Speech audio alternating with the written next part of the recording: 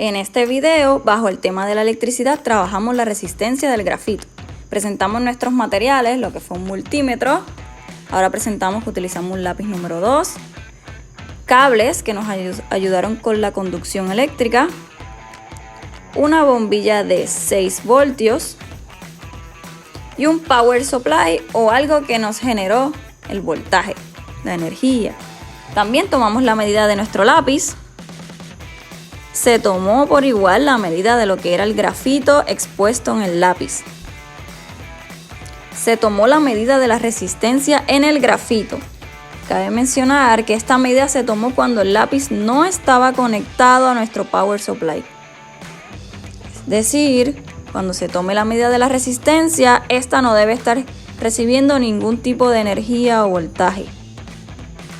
Se tomaron un total de 10 datos a diferentes longitudes para tener diferentes valores en lo que era la longitud versus la resistencia ofrecida.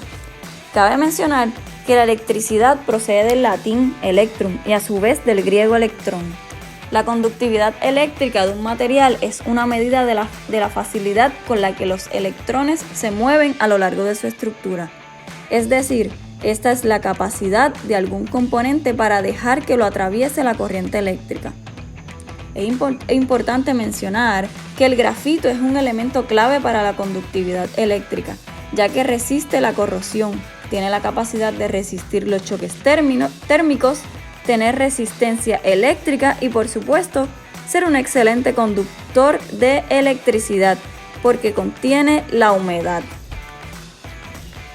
Seguimos viendo cómo tomamos nuestros 10 datos utilizando el multímetro, y este nos daba los datos en ohms. Aquí comenzamos con nuestra segunda fase del experimento, lo que fue ahora conectar nuestros componentes a lo que es nuestro power supply, a la energía. Teníamos la bombilla conectada en un extremo al power supply en el lado negativo. El otro extremo de la bombilla estaba conectado a nuestra resistencia, que era el lápiz. El ladito que nos falta de ese lápiz, de esa resistencia, estaba conectado al lado positivo de nuestro power supply. Es decir, teníamos por un lado la conexión positiva y al otro lado la conexión negativa. Al encender el power supply vemos que la bombilla enciende. Esto quiere decir que nuestra conexión está bien. Entonces comenzamos a cambiar la longitud en la resistencia. Aquí se puede ver que a menor longitud tenemos una menor resistencia, por lo que la bombilla prende de una manera brillante.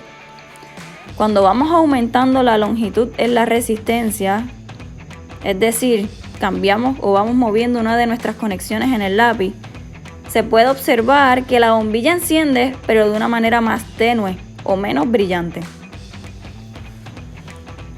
Hacemos la misma prueba en varias ocasiones para asegurarnos que nuestra hipótesis es cierta.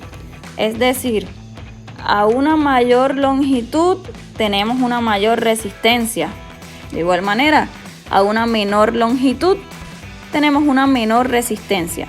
Esto lo vemos en cómo prende esa bombilla, cuán brillante o cuán tenue.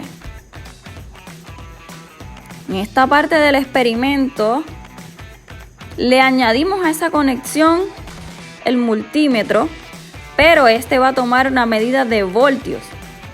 El multímetro se conectó a cada enlace de la bombilla. Siempre mantuvimos el lado de la bombilla que conectaba al power supply por el lado negativo, a ese le conectamos el lado negativo del multímetro. El otro ladito que iba a nuestra resistencia, a ese lado de la bombilla conectamos nuestro lado positivo del multímetro. Aquí vemos nuestra medida en voltios. Podemos ver que a una mayor resistencia, o sea, una mayor longitud en nuestro lápiz, nuestro multímetro en voltios nos da una cantidad más baja, unos voltios más bajos. Si disminuimos la longitud, es decir, una resistencia menor, vamos a ver cómo tenemos un voltaje más alto o más cercano de lo que son los 6 voltios que estamos proporcionando a nuestro experimento.